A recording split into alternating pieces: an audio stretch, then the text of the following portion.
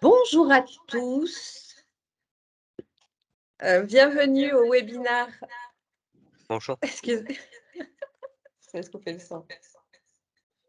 Désolée parce que nous sommes dans la même salle à écouter, à créer ce webinaire et le son de Teams est activé sur les 2 PC, donc ça ne pouvait pas fonctionner. Donc comme je disais, bonjour à tous et bienvenue au webinaire de l'après-midi de Teams. Alors j'invite les personnes à couper leur caméra parce qu'après ils sont pris de panique, ils se voient dans les enregistrements de nos webinaires.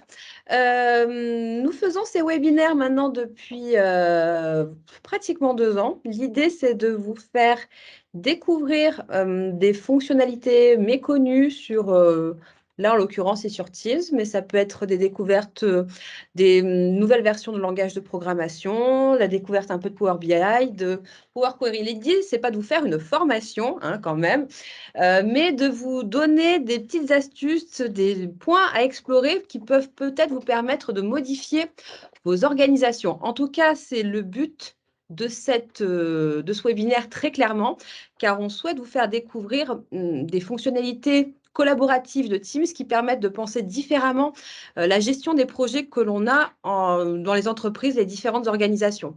Comment on gère en équipe la création d'un appel d'offres, comment on gère la création d'un nouveau catalogue avec de nouveaux produits, etc. Vous avez forcément 8 millions d'idées quand je vous fais référence à des projets communs en entreprise avec des personnes extérieures. Ce webinaire va vous permettre de voir comment Teams, au-delà de l'outil de visio et de conversation, vous permet d'optimiser et de partager des projets. L'animateur de ce jour, alors vu qu'il ne met jamais sa caméra, je vais me permettre de vous le présenter. Attention, les moyens sont. Il s'agit de Guillaume Brunet-Manca, notre spécialiste maison sur la partie bureautique 365 et également Power BI. On a dû le booker 3 mois à l'avance pour pouvoir faire ces webinaires. Donc, autant vous dire qu'il est extrêmement demandé par nos clients. Un petit coucou aussi à Romain qui s'est occupé d'organiser ce projet, de le communiquer sur LinkedIn et de lancer les invitations à tout le monde via Teams. J'essaye de faire durer un petit peu l'introduction pour que tout le monde puisse nous rejoindre. Il est 16h02. On y va? Je pense qu'on peut On y... Bon, vous pourrez dire que les personnes qui ont raté ce webinaire pourront avoir sur notre site internet la vidéo qui permet voilà, pour ceux qui ont été absents, d'avoir quand même les petits secrets de Teams. Je te laisse la parole, Guillaume. Amuse-toi bien.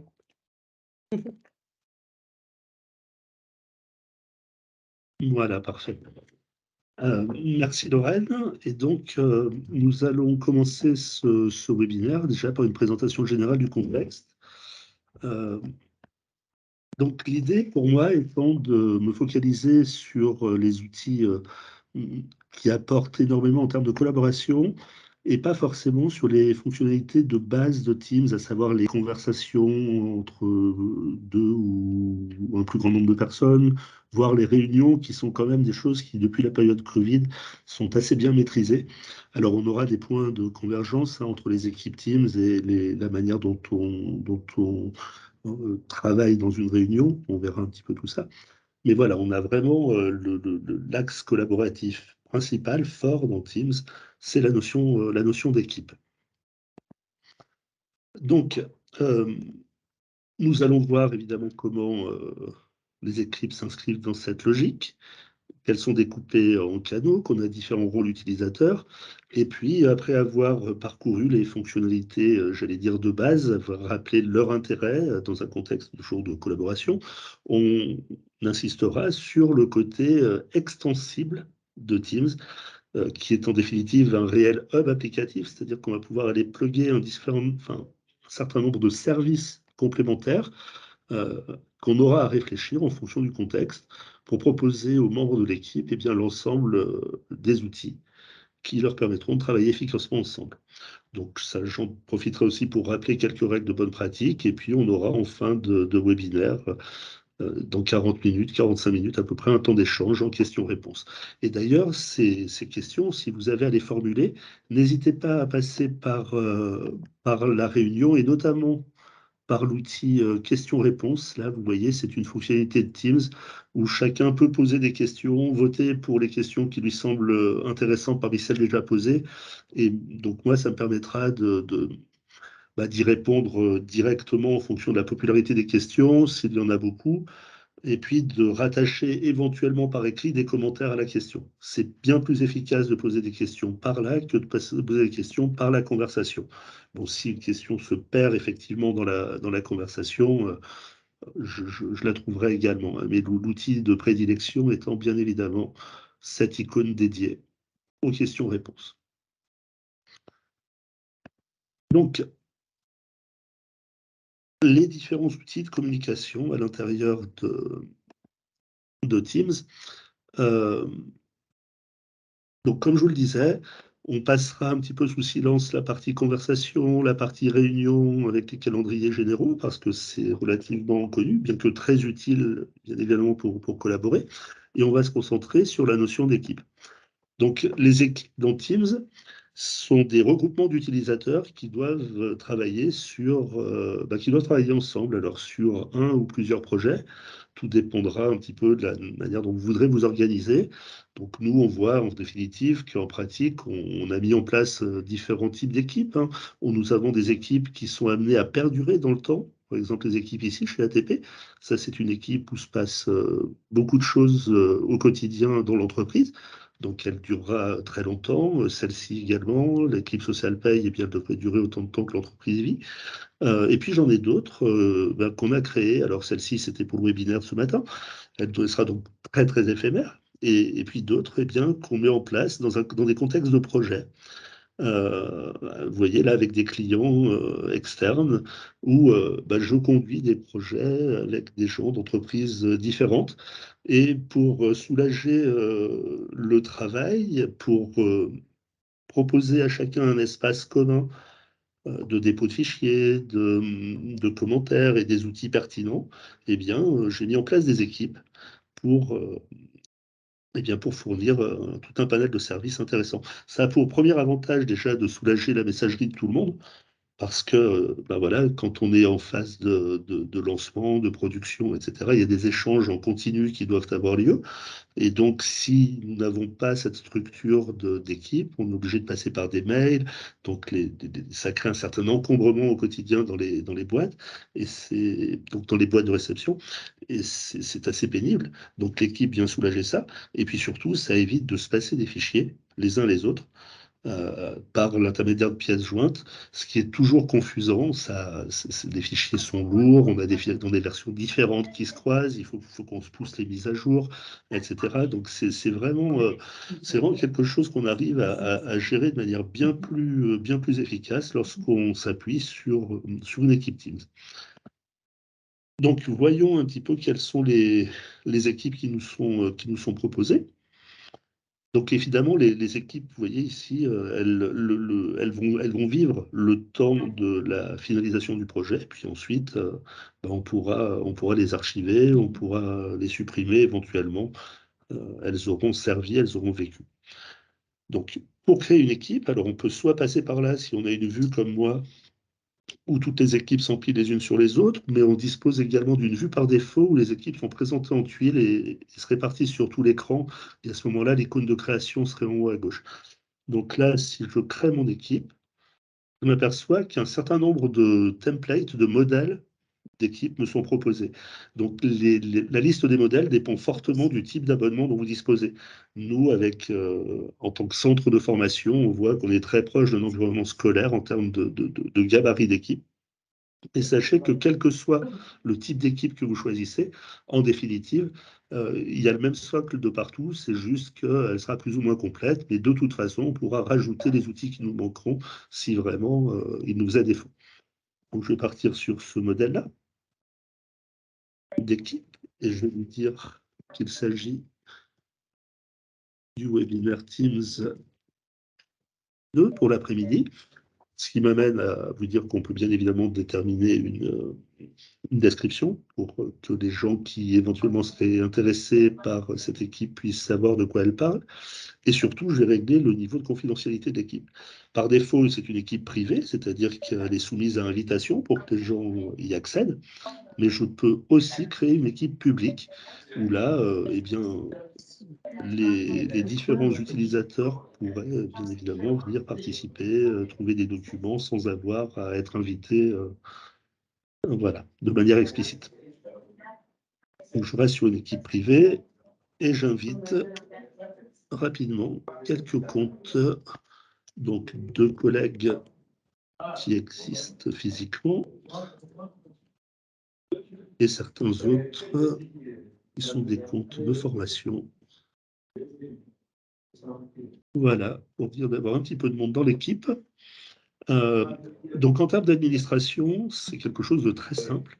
On a à la base, quand on parle de personnel de l'organisation de niveau de droit, on peut être soit membre, soit propriétaire.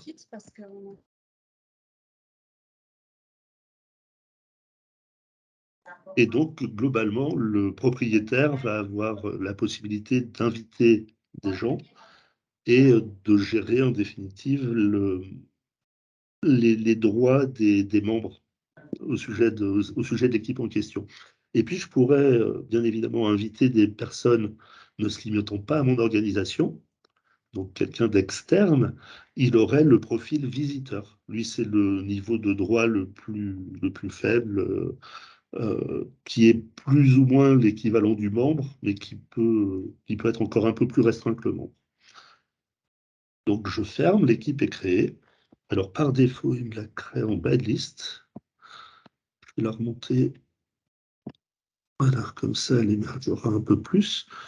Et un des premiers éléments à mettre en place sur une équipe, dans la gestion d'équipe, c'est déjà de l'identifier de manière visuelle par rapport aux autres équipes et de choisir eh bien une icône.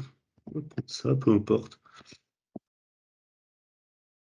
Une petite image qui permettra aux gens de faire rapidement le rapprochement avec le sujet de l'équipe. Donc, mon équipe est créée et on voit qu'en définitive, on voit qu'il y a un canal général qui a été mis en place. Les canaux occupent un rôle stratégique à l'intérieur des équipes. Ils permettent de décomposer l'activité. Donc, un canal contient des outils, vous voyez, des espaces de publication, de partage de fichiers et d'autres choses. Et donc, en fonction de la vocation d'équipe, des sujets qu'on aura à traiter, de la manière dont on veut s'organiser, il sera bon de mettre en place éventuellement d'autres canaux. Plus l'équipe sera large, plus elle aura vocation à traiter des sujets divers, plus la nécessité d'organiser les choses sera importante. Donc on le voit, hein, moi j'ai des équipes qui sont en définitive toutes simples, là qui sont des équipes, par exemple celle-ci avec notre prestataire informatique, où on a 2 canaux principaux. J'en ai même certaines, je pense celle-ci, où je n'ai qu'un seul canal. Et puis j'en ai d'autres, vous voyez, où les besoins sont bien plus marqués, et cette équipe-là a 11 canaux qui sont proposés. Donc tout ça répond à des besoins terrain, des besoins opérationnels, hein, bien évidemment. Donc, lorsque l'on parle de canaux, le premier canal, le canal général, est un canal incontournable. C'est un canal que je ne peux pas renommer, et c'est si on se limite à un canal, eh bien, c'est un petit peu un fourre-tout. Mais quand on commence à structurer l'équipe, souvent, ce que l'on voit, c'est que le canal général est dédié à la présentation d'équipe. On va euh, éventuellement lister les règles d'engagement, comment est-ce que les gens sont censés collaborer les uns avec les autres, quels sont les outils qu'on a mis à disposition, pourquoi essayer de dédicter les bonnes pratiques en lien avec l'équipe pour qu'éventuellement un nouveau participant qui intégrerait l'équipe plusieurs mois ou plusieurs semaines après sa création puisse de lui-même retrouver un petit peu des règles de fonctionnement sans que l'accompagnement soit trop lourd au niveau du responsable de l'équipe. Vous voyez, donc ça, c'est des choses qui sont intéressantes. On a un premier canal et on va pouvoir multiplier les canaux en créant eh bien, des canaux de toutes sortes. Alors, je pourrais avoir un canal par exemple dédié à un projet particulier, vous voyez, ce sera un canal standard. Donc si je le crée, le canal standard va apparaître dans la liste ici, et les membres de l'équipe, vu que c'est un canal standard, ont automatiquement accès à l'ensemble du contenu de ce canal. Je vais pouvoir également mettre en place d'autres canaux, comme par exemple un canal un peu plus confidentiel, qui serait cette fois-ci un canal privé, où je n'inviterai pas, enfin tous les membres de l'équipe n'auraient pas forcément accès au contenu, mais certains membres seulement. Donc si je crée le canal privé, hop, je vais dire qui accède à ce canal. Voilà, je prends 2 utilisateurs sur les 4 que j'avais ajoutés. Je peux même déclarer qu'un utilisateur est propriétaire du canal, ce qui va lui permettre de gérer la sécurité du canal, d'inviter de nouveaux membres, etc. C'est dans tous les cas une excellente pratique, qu'on soit au niveau d'une équipe ou d'un canal, d'avoir plusieurs propriétaires. Hein, c'est ne jamais laisser un seul propriétaire sur un outil comme celui-ci. Donc, je viens créer un canal privé. Il est identifié à l'aide du petit cadenas, et quand on est sur la partie consultation du contenu du canal, on retrouve la référence à la notion de privé à ce niveau-là. Et puis, on aura un dernier canal, un dernier type de canal, qui, par exemple, pourrait être intéressant pour mobiliser à l'intérieur d'un canal précis des gens qui ne font pas partie de l'équipe. Ça nous permet d'avoir un espace partagé, éventuellement avec des gens qui sont dans d'autres équipes, voire dans d'autres organisations. Donc on appellera ça, cette fois-ci, les canaux partagés. Voilà. Donc si je laisse cette case cochée, eh bien l'ensemble des membres de mon équipe aura déjà accès à ce canal. Mais si je décoche, je peux choisir que tout le monde dans l'équipe n'est pas concerné par le canal en question. Et de toute manière, alors je vais laisser tout le monde dans mon équipe, je créer ce canal partagé.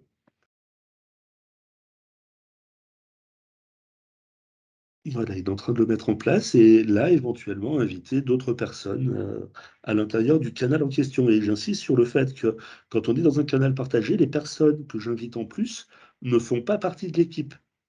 Elles ont une vue sur le canal en question, mais l'équipe, le reste, ce qui se trouve dans les autres canaux, leur est complètement inconnu. Donc c'est parfaitement sécurisé.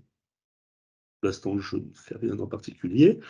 Et puis je peux donc, les canaux partagés, je vais pouvoir demander à ce qu'ils soient visibles, ben, par exemple dans une autre équipe dont je suis le propriétaire, pour illustrer un petit peu les choses. Je vais essayer de mettre ça, voilà, dans cette équipe-là. Je termine.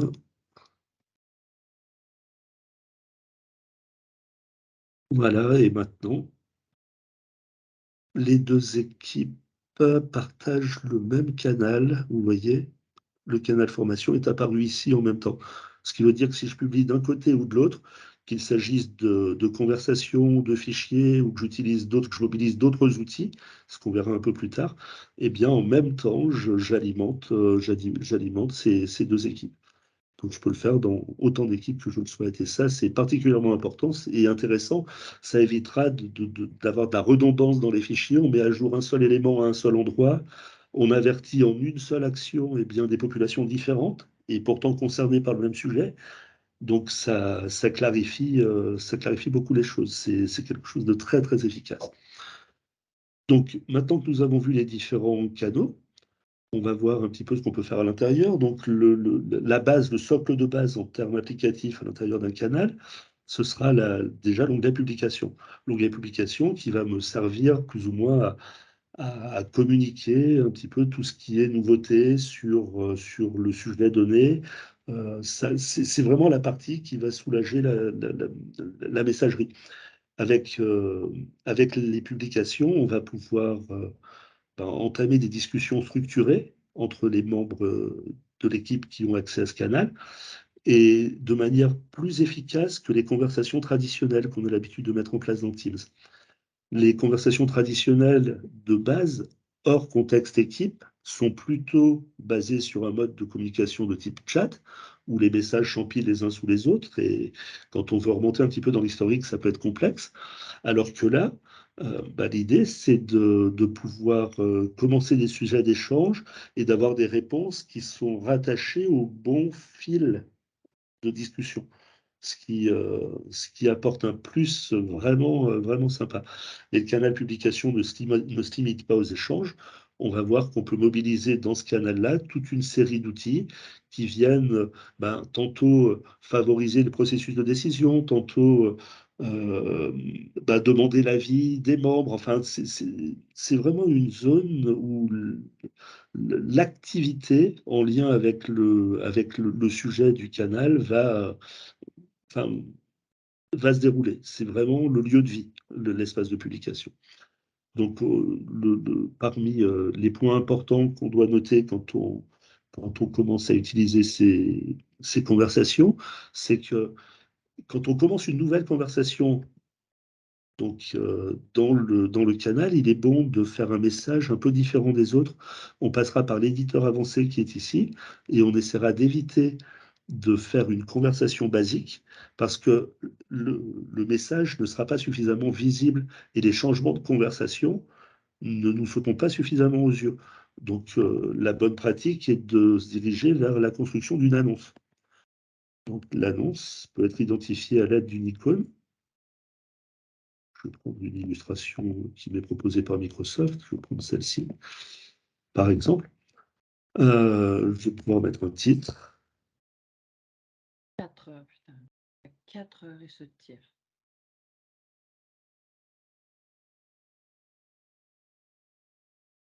Et lancer ma publication. Alors, j'ai aussi la capacité, quand j'établis un premier message de publication, enfin, pour chaque conversation, le premier message d'une conversation dans le canal de publication, de définir qui peut répondre. Donc, par défaut, tout le monde peut répondre à ce que j'écris, mais je pourrais simplement limiter ça aux propriétaires d'équipe. Hein. Et puis, un même message pouvant potentiellement, ou un même sujet de conversation pouvant potentiellement intéresser plusieurs canaux, donc soit de la même équipe, soit d'équipes différentes, eh bien, on va pouvoir ici choisir tous les canaux concernés par cette publication. Je pourrais mettre le message ici chez ATP, un peu partout. Je vais rester dans des canaux généraux comme ça. Je vais prendre celui-là. Des canaux qui pollueront pas mes collègues. Voilà. Et puis, par exemple, celui-ci. Je fais la mise à jour et donc le même message va être publié à 3 endroits différents avec des gens qui pourront contribuer. Donc voilà, ça c'est quelque chose d'important. Donc si je valide la création de ce message, vous voyez, j'ai une première conversation et je vois qu'une possibilité de réponse est directement adossée à cette conversation-là. Donc si je crée une nouvelle conversation, et bien pareil, je mettrai un titre en évidence. Voilà. Donc là, Lorraine réagit en direct à la publication que j'ai faite. Et donc, si j'ai quelque chose à exprimer par rapport à sa réaction, alors si j'ai quelque chose à valeur ajoutée à indiquer, je vais le faire en tant que réponse. Si par contre, je veux simplement réagir à ce qu'elle a fait, étant donné que Teams est basé sur le principe des RSE, des réseaux sociaux d'entreprise, je vais utiliser, vous voyez, là, c'est Romain qui a réagi au premier message par l'intermédiaire d'un like. Donc, on va privilégier les likes pour dire que voilà la manière dont on interprète l'info qui nous a été donnée. Ça évitera de polluer la conversation avec des messages creux où je vais dire des OK, oui, bien vu, merci, etc. Des choses, voilà, on va rendre les échanges plus pertinents et moins saupoudrés de petites réactions qui n'amènent rien au sujet de fond. Donc ça, voilà, c'est quelque chose d'important. Et j'en profite aussi, étant donné qu'on aborde des likes, pour vous parler des 3 points de suite qui sont à droite, qui permettent de faire des choses intéressantes. Donc on va avoir la gestion classique des messages. Et j'insiste sur quelque chose qui est assez confidentiel, parce que les gens ne voient pas souvent à quoi ça sert d'emblée, c'est l'enregistrement de messages. L'enregistrement de messages, c'est la capacité qui nous est offerte de déclarer à Teams que ce message est important pour nous, et c'est l'équivalent de placer un petit bookmark, un petit signet, pour dire, voilà, j'ai envie de pouvoir retrouver ce message rapidement. Donc, dès lors où je l'enregistre, il est enregistré, et pour accéder à l'ensemble des messages que j'ai enregistrés, quelles que soient les équipes, quelles que soient les conversations classiques, je dois aller sur la pastille qui m'identifie et j'ai une zone enregistrée. Quand je clique là, eh bien, j'ai une compilation des messages importants et je peux, eh bien, vous voyez, naviguer d'une équipe à l'autre et d'un message important à l'autre. Donc, extrêmement, extrêmement efficace de passer par là. Donc, je reviens à mon équipe, ici. J'aurais également à vous rappeler l'importance, en définitive, d'alerter les différents utilisateurs de l'équipe lorsqu'un message les concerne en particulier. Parce qu'on le voit, des sujets, des équipes, on peut en avoir un grand nombre au bout d'un moment. Donc, vous voyez, j'ai moi une bonne dizaine, quinzaine d'équipes. Et les équipes sont elles-mêmes décomposées en différents canaux. Et il m'est très difficile de suivre toute l'actualité à l'intérieur de l'ensemble de ces équipes. Je vois quand un message est en attente de lecture ici, parce que le nom d'équipe est en gras. Et si je déplie, ben, je vois que je ne suis pas allé lire quelque chose qui est dans ce canal. Mais je ne sais pas si ça me concerne au premier plan. Donc, il faut vraiment que j'ai du temps à passer pour aller parcourir tous les canaux. Et donc, dans l'idée d'alerter plus précisément des utilisateurs que leur avis est nécessaire par rapport à une publication, on va bien tout simplement dire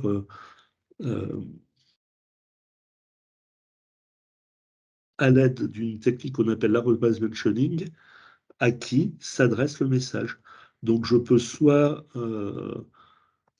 citer une personne, soit citer donc plusieurs personnes en les listant une à une, soit citer un canal. Donc là, ce serait le canal général. Et donc, toute personne appartenant au canal aurait une notification. Ou alors, je peux notifier une équipe. Donc, l'équipe ici, elle s'appelle Webinaire Teams 2. Et donc, avec ce tag-là, je cible l'ensemble des membres de l'équipe. Et on a en fait une dernière technique pour mentionner les gens, parce que là, vous voyez que ce sont des choses qui sont pré-packagées et proposées par Teams, c'est d'aller créer ce que l'on appelle des balises. Donc, je peux gérer des balises d'équipe. Et une balise est tout simplement un nom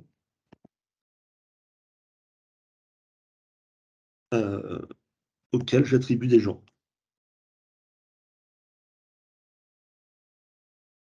Et à partir du moment où la balise est créée, le résultat n'a été trouvé. Ah non, pardon. Pardon, désolé. Le nom est déjà pris, donc ça a déjà dû être fait. Donc si je dis attention aux experts, voilà. Donc là, avec ce tag-là, maintenant, je cible une partie de la population de mon équipe. Et donc, les gens seront avertis de ce que j'ai à écrire. Donc ça, c'est quelque chose de particulièrement important. Les fils de conversation sont des objets riches au sein desquels je ne suis pas limité à des correspondances textuelles. Je vais pouvoir également faire référence à d'ajout de fichiers. Donc des fichiers que je peux aller chercher un peu n'importe où, soit sur mon ordinateur, soit et bien sur des ressources personnelles, OneDrive, soit sur d'autres canaux d'équipe, ou alors mettre un focus direct sur des fichiers récents. Quoi qu'il en soit, alors voilà, je vais essayer d'aller chercher une ressource dans une autre équipe. La navigation est un peu bizarre. Vous voyez, on a tous nos canaux ici et on a l'équipe qui est là. Alors, si je veux aller chercher quelque chose dans un autre canal, je peux aller le prendre ici ou alors dans une autre équipe. Il faut que je prenne la petite flèche et puis que j'aille chercher, par exemple, une ressource ici. Voilà, je peux essayer de faire un lien vers ce fichier-là. Et donc, soit j'en fais une copie à l'intérieur de ce canal, cette copie sera complètement indépendante du fichier de départ, soit je fais un simple partage pour que les personnes puissent accéder au fichier au travers de la nouvelle équipe. Donc, on va tester de faire le partage. Le côté intéressant du partage, parce qu'on est sur un environnement cloud, c'est qu'on va pouvoir déterminer des droits. Donc là, je suis en train de donner des droits aux membres de Webinaire Teams 2. qui par défaut pourraient modifier le fichier. Alors moi, je vais restreindre un petit peu les choses et je vais dire que ces personnes peuvent consulter le fichier en étant plus restrictif, en disant que je leur interdis en plus de le télécharger. C'est-à-dire que les personnes pourront l'ouvrir, le lire, mais ça va leur bloquer le copier-coller, ça va leur bloquer l'impression, je crois, et l'enregistrer sous. Hein, les outils Microsoft bloqueront tout ça. Donc j'applique ces changements. Donc le fichier est ici. Je peux accompagner ça d'un petit message pour expliquer de quoi il s'agit et poster l'ensemble. Et le fichier en lien a bien évidemment été placé. Donc en consultation, hein, pour tout le monde, sans bouger de son emplacement d'origine. Ce qui veut bien évidemment dire que s'il est mis à jour par le gestionnaire de l'équipe formation dans Accueil Stagiaire, les personnes hériteront des changements à l'intérieur de mon fil de conversation, ce qui est très très intéressant. Donc en outil à valeur ajoutée également, de quoi est-ce que je dispose quand je suis dans un canal? Eh bien, j'ai la possibilité de planifier des réunions au niveau de mon équipe, donc plus précisément au niveau du canal. Donc cette planification, elle peut se faire dans un message, ici, ou elle peut se faire directement en haut avec la planification d'une réunion. Alors, je pourrais obtenir la même chose en planification de réunion via l'outil calendrier de Teams, mais ce n'est pas quelque chose que je peux faire si je planifie une réunion Teams via Outlook. Ça, c'est important. Donc, si je planifie une réunion, je suis dans le canal général, eh bien, on voit que le canal général est mentionné à ce niveau-là, ce qui veut dire que tous les membres du canal sont automatiquement conviés à assister à la réunion. Je n'ai pas à les réinviter de manière explicite. Donc, je peux ici dire eh bien, qu'il s'agit d'une réunion d'avancement. Éventuellement mettre un ordre du jour. Enfin, après, c'est tout le détail classique d'une réunion, l'envoi. Et donc, la réunion a intégré le calendrier de chacun des participants. Si je vais chez moi sur Outlook ici, il a dû m'insérer. Voilà, la réunion, elle est là. Vous voyez, je l'ai positionné là, il l'a mise juste après la nôtre. Non, c'est plus bas, désolé. Voilà, elle est là, la réunion d'avancement à 17h30, il l'a positionnée dans mon calendrier. Chaque participant à la réunion a le rendez-vous qui a été pris. Et donc, le côté très intéressant, c'est quand la réunion va avoir lieu ici, alors les gens pourront y accéder également par le fil de publication. Et lorsque des commentaires seront faits par écrit dans la réunion sur la conversation, si je mets en place un système de questions-réponses, je verrai, enfin tout ça, ça sera publié à la suite de la réunion ici, ce qui permettra d'avoir les notes de la réunion seront également visibles directement dans le canal de publication, ce qui permet à tout membre, si j'ai un enregistrement vidéo de la réunion, l'enregistrement sera accessible ici également, ce qui veut dire qu'un membre de l'équipe qui aurait loupé la réunion, qui n'aurait pas pu y assister, pourrait retrouver la trame de ce qui s'y est dit de manière extrêmement simple et efficace, sans que l'organisateur de la réunion ait à mettre en place un système de mail pour prévenir de ce qui s'est passé, etc. Bon, c'est vraiment ici parfaitement efficace tout ça. Donc en autre petit complémentaire, ce que je pourrais vous citer d'intéressant quand on est sur la partie fil de conversation, c'est la capacité que l'on a à mobiliser des services externes.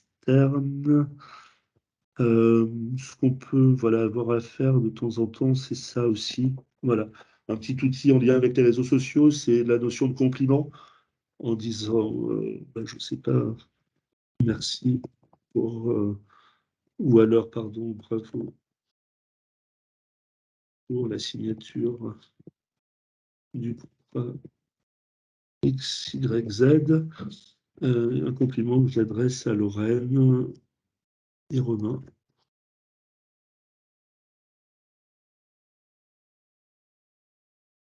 Voilà, j'envoie le compliment. Donc, c'est quelque chose que l'on voit pas mal sur les réseaux sociaux, qui permet de communiquer un événement important et de faire en sorte qu'il soit partagé avec un visuel un peu particulier. Voilà. On n'hésite pas à faire savoir aux gens ce qui se passe par l'intermédiaire du compliment. Ce que j'ai également comme objet intéressant dans les outils associés à Teams, sur des processus, par exemple, de choix, on va pouvoir mener des petites enquêtes, vous voyez ici, de dire, par exemple,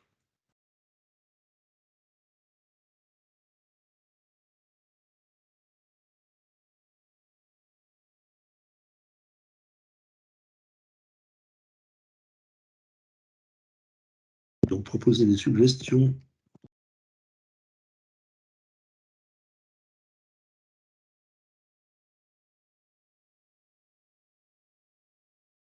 Vous voyez, je lance le petit sondage et chaque personne ayant accès au sondage va pouvoir répondre, ce qui me permet de rapidement avoir dans le fil de conversation des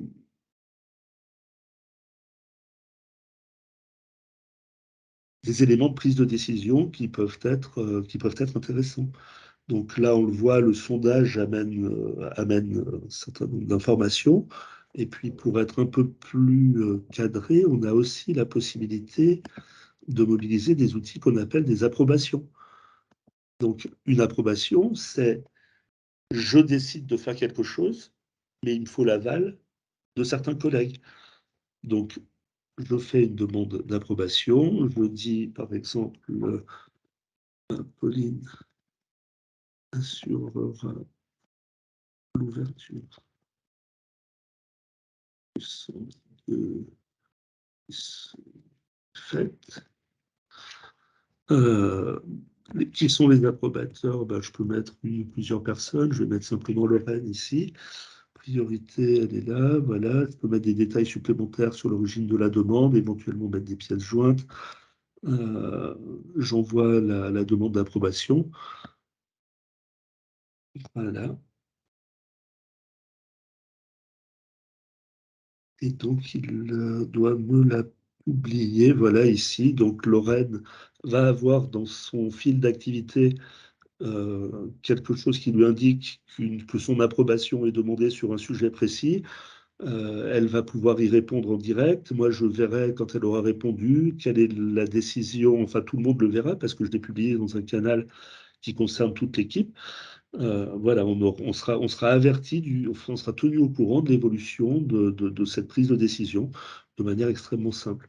Donc des outils, on en a des tonnes à l'intérieur du canal de publication. Là, j'en ai un certain nombre qui apparaissent ici, mais on voit qu'on va pouvoir mobiliser d'autres types d'applications.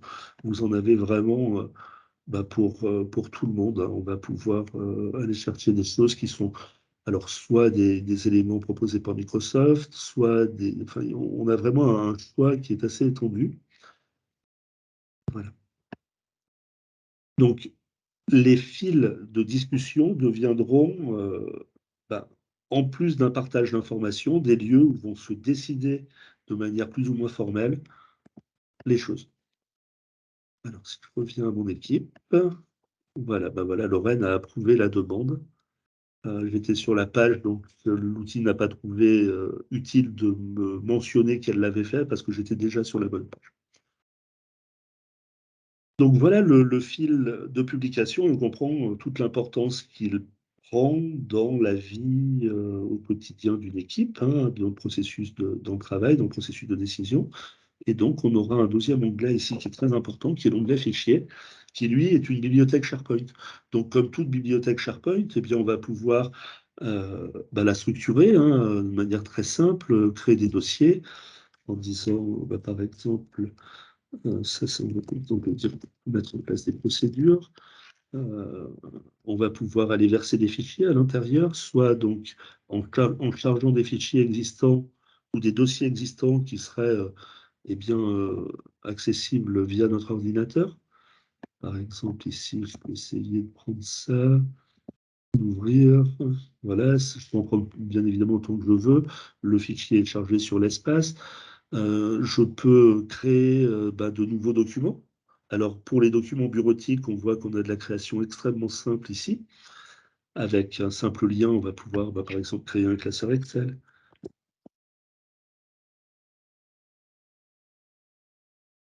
Voilà, je crée mon tableau de bord. Une fois que le fichier est créé, il est nommé, eh bien vous voyez que le fichier s'ouvre dans une version allégée d'Excel, une version web. Mais rien ne m'empêche d'ouvrir ce même fichier dans l'outil client, hein. Je dois voir ça quelque part. Le lien, je ne le vois pas pour l'instant. C'est que mon écran ne doit pas être assez large. Je dois avoir un lien ici. Bon, ça, je le retrouverai tout à l'heure. Pour l'instant, il n'a pas affiché. Donc, j'ai mon fichier Excel qui apparaît ici. Vous voyez que j'ai des documents que je propose à mes utilisateurs ici. Alors, si tous ne sont pas pertinents, j'ai la possibilité de modifier le menu. Par exemple, les fichiers Visio, si je ne travaille pas avec, vous voyez, les enquêtes Excel, je peux désactiver cette option-là. La possibilité de créer des blocs-notes, je peux aussi la leur supprimer. Et puis, point plus intéressant, donc là, maintenant que j'ai fait ça, vous voyez, la liste des fichiers, des formats de fichiers disponibles est réduite. Je vais pouvoir aussi leur proposer des modèles de documents. Par exemple, imaginons que sur ce projet-là, l'équipe doit très souvent mener des actions de benchmark, comparer des offres commerciales, des solutions techniques ou autres. Eh bien, moi, je peux avoir créé un modèle, par exemple, ici, que je vais charger. C'est un fichier Word classique où j'ai mis la trame de l'organisation d'un benchmark. J'ouvre ça. Donc maintenant, le benchmark est disponible comme étant un modèle de document. Et donc, quelqu'un de l'équipe qui doit enclencher une action de benchmark va directement cliquer là-dessus, nommer le benchmark.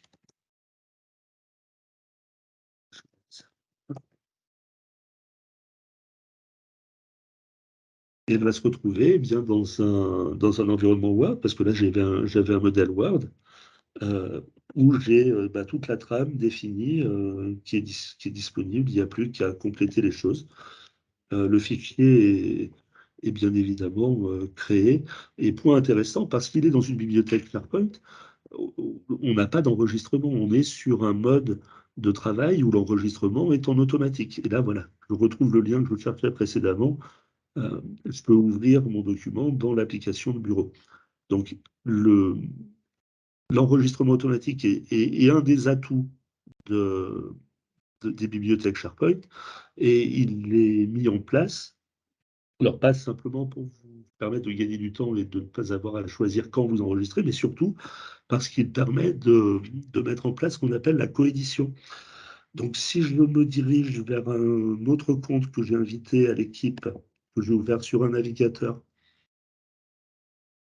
le compte de John Doe, et que je vais dans mon équipe webinaire, sur le canal fichier, je vois que j'ai la solution XYZ. Si je clique dessus, eh bien, John Doe est en train de travailler en même temps que moi sur le fichier.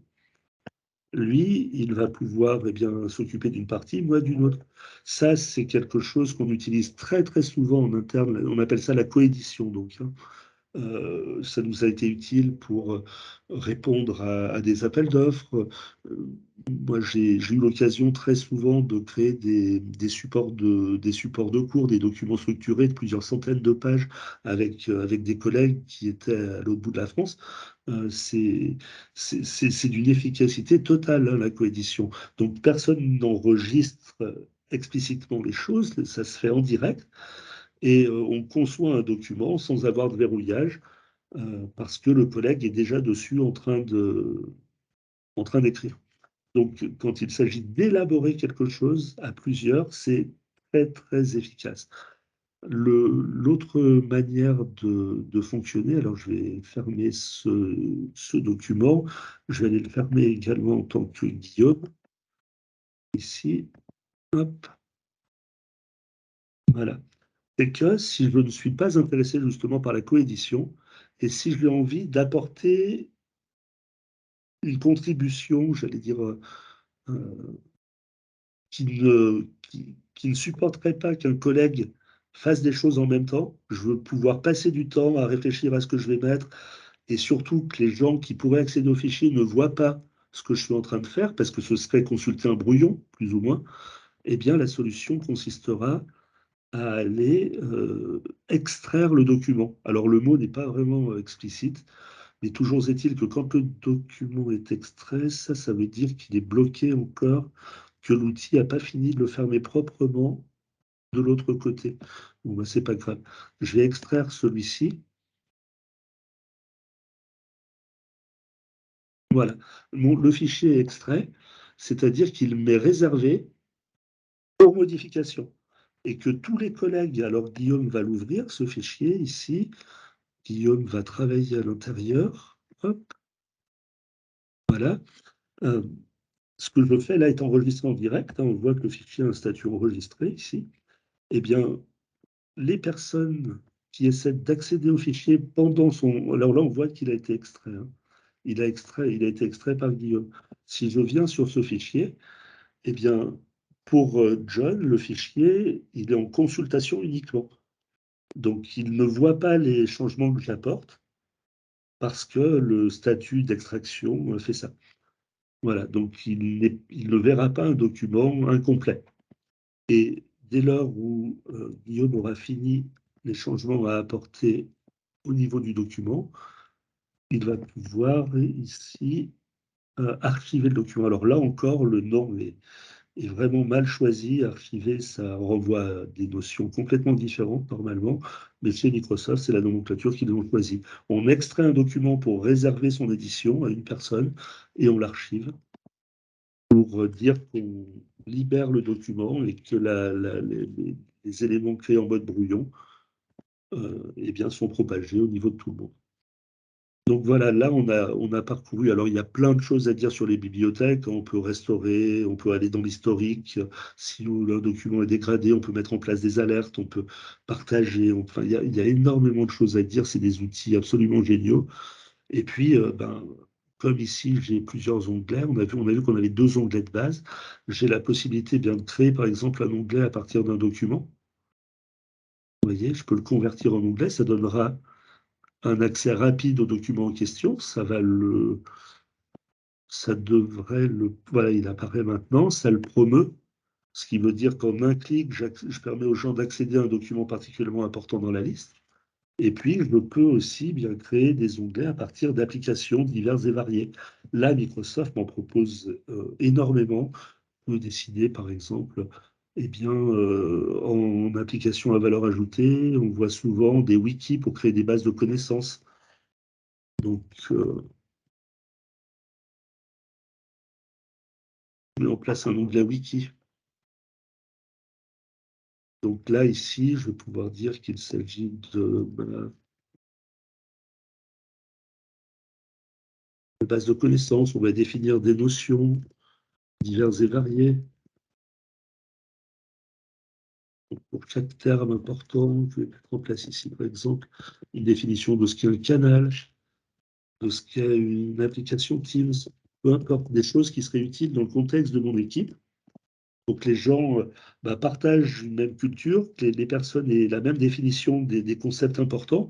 Et pour là encore, qu'un nouvel arrivant qui intégrerait l'équipe puisse avoir une documentation abondante qui lui permette d'intégrer tout ce qui est important, tout ce qu'il est important de savoir au niveau de l'équipe en question. Donc, une fois que ces notions sont prêtes, moi, je peux mettre des définitions, puis je peux les discuter des concepts. Vous voyez, il y a des conversations se feront sur le canal de publication. Je peux dire ici, merci. Et je n'hésite pas à mentionner les interlocuteurs. Romain de son avis sur cette définition. Voilà, je partage ça. Donc là, maintenant, il y a une petite conversation qui s'organise et que je retrouve directement au niveau du canal. Donc avec un lien qui permet de retomber sur le mot, etc. Enfin, tout est parfaitement géré.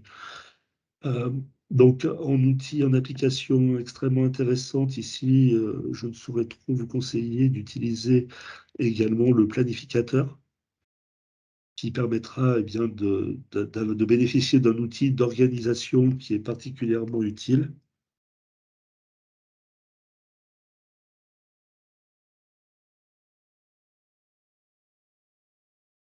Donc, je vais avoir avec ça la possibilité eh bien, de diviser mon activité. Alors, je peux, vous voyez, là, je suis sur le canal général.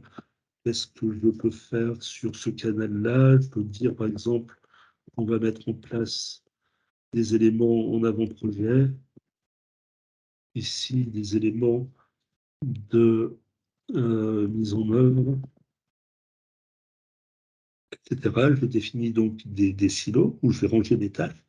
Et puis, je vais pouvoir affecter des tâches aux membres. Donc, en disant ici, euh, étude du besoin, je peux définir une date d'échéance, l'affecter à Romain et Isabelle, voilà. Donc, je l'ajoute, la tâche est créée. Donc, j'ai pour l'instant une enveloppe de tâches. Et si je clique sur la tâche en question, je vais pouvoir la préciser, définir, vous voyez, la catégoriser, mettre une étiquette, enfin donner un nom, une signification à chaque étiquette de couleur. Ça permettra d'identifier les tâches les unes avec les unes par rapport aux autres, pardon. Je vais pouvoir mettre une date de début, faire en sorte qu'il s'agisse d'une tâche récurrente, décrire un peu plus ce que j'attends. Alors en outil de description, ce qui peut être intéressant aussi, c'est une liste de contrôle. Donc de dire par exemple, ça c'est très bien pour aider les gens à s'organiser comme élaboration du questionnaire. Je pourrais en faire une tâche indépendante ou dire qu'il s'agit d'une sous-tâche de cette manière-là. Élaboration du questionnaire, validation du questionnaire par Lorraine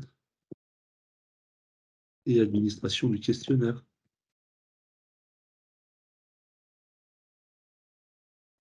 Pour ajouter des pièces jointes, derrière on peut enclencher des discussions, vous voyez, en lien avec la tâche.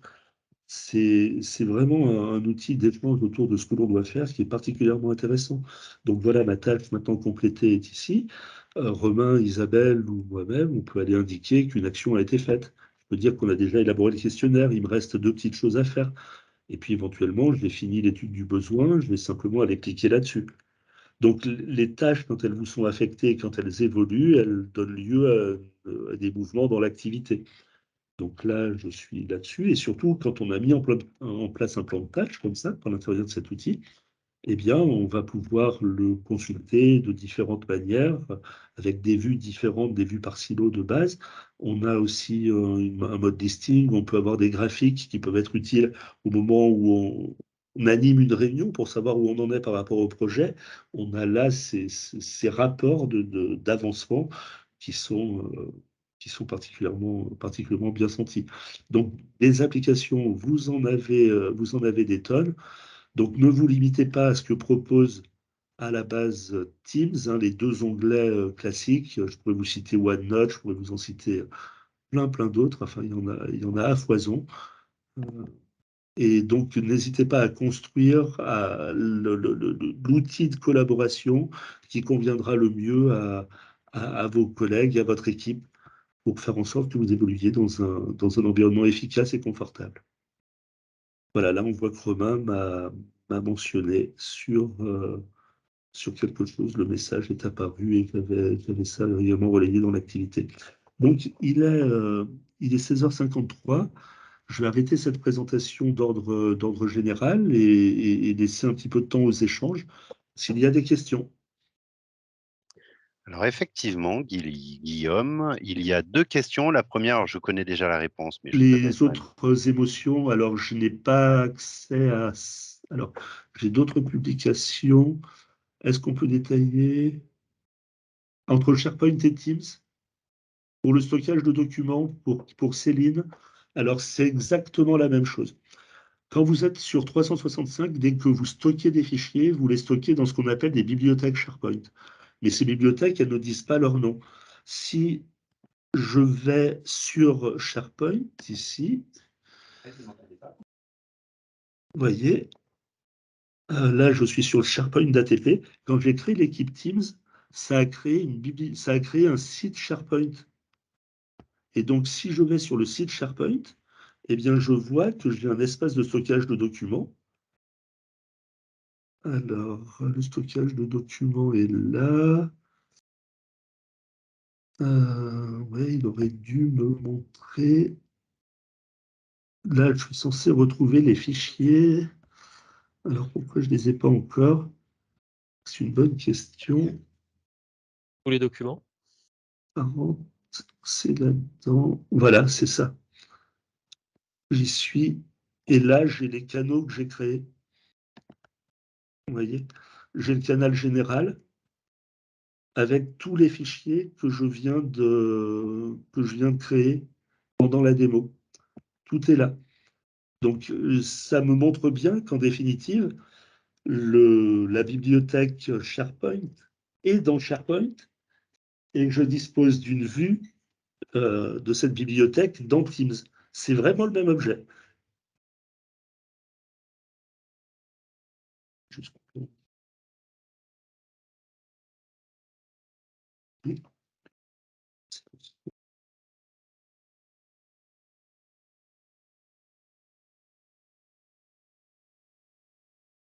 Voilà. Donc, est-ce que j'ai répondu, Céline? En fait, je voulais savoir aussi s'il y Ils avait sont interconnectés parce que c'est exactement la même chose. des bonnes pratiques, s'il vaut mieux uploader un SharePoint et après mettre une petite conversation en disant attention, nouveau document, si d'un côté ou de l'autre, ils sont vraiment synchronisés. Ah, c'est Pour les nous, mêmes. C'est le même document. Il y en a ok. qu'un. Et donc, les conversations, effectivement, vous pouvez les mettre en place. Alors là, je suis de retour. Voilà, donc c'est bon. C'est réglé. Les conversations, vous pouvez bien évidemment les mettre en place autour des documents que vous publiez. Donc, si je viens ici, vous voyez, j'ouvre un document, peu importe qui le fait, et derrière, je vais avoir la conversation, voilà, qui va s'organiser ici. Donc, je vais pouvoir mettre en place de nouveaux commentaires, et ça, ce sera mon fichier test. Je peux aussi mentionner des gens. Et je peux assigner une tâche à Romain en parallèle, vous voyez. Donc, si je fais ça, Romain va pouvoir dialoguer au niveau de ce fichier. C'est ce que vous vouliez voir? En fait, je comprends pas pourquoi il y a deux interfaces pour les mêmes fichiers Ah ben, et qu'est-ce qu'on oui. doit dire aux utilisateurs s'il faut mieux utiliser l'un ou l'autre. Il y a des fervents adeptes de Teams, des fervents adeptes de SharePoint et J'allais dire, peu importe, c'est la même chose. Mm. Mais globalement, si vous avez pensé une équipe Teams, l'équipe Teams vous amènera bien plus de services que le SharePoint en lui-même. C'est deux outils qui sont complètement différents, mais une équipe Teams repose sur un socle SharePoint. Donc,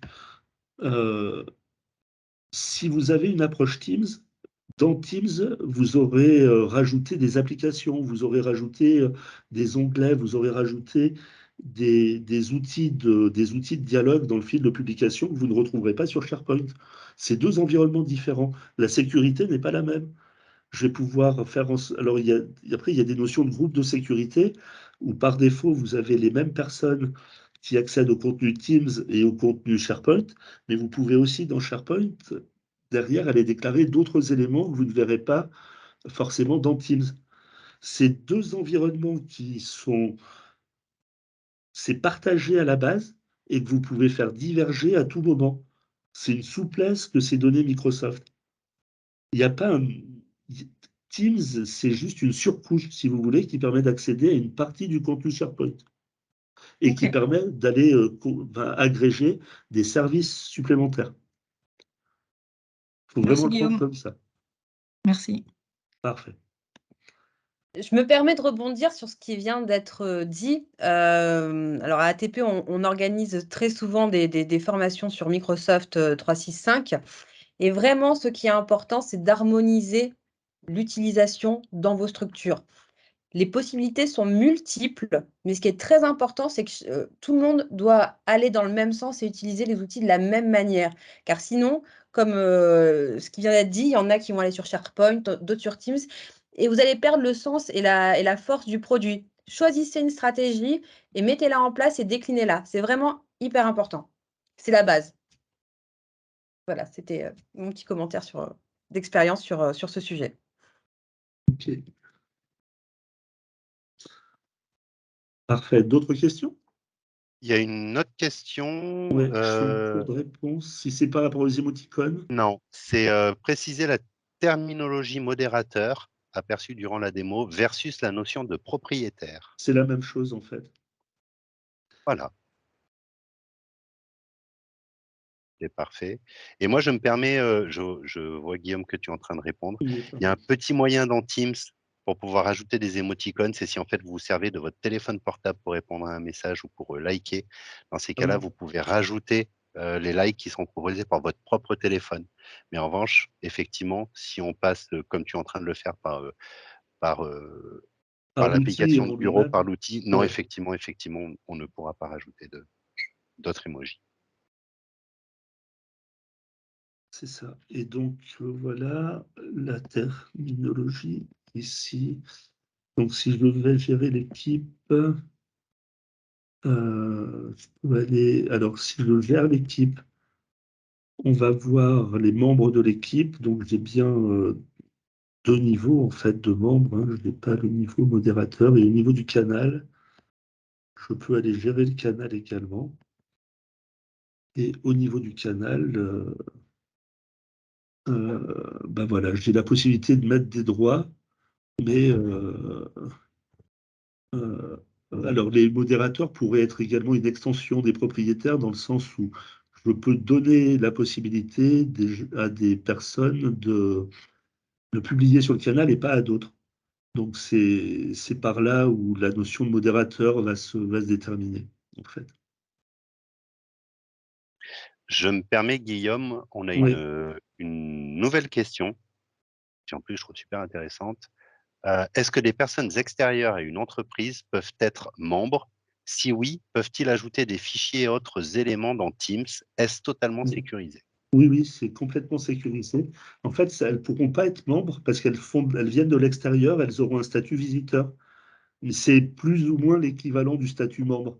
Donc elles peuvent collaborer, alors si on leur laisse le droit, hein. C'est-à-dire que sur un canal, on a la possibilité, bah, vous voyez, et même dans une équipe, de dire ce que les gens peuvent faire. Alors c'est un niveau d'administration assez léger, mais on a quand même la possibilité de restreindre. Mais l'invité a un niveau de droit qui est plus ou moins proche de celui du membre.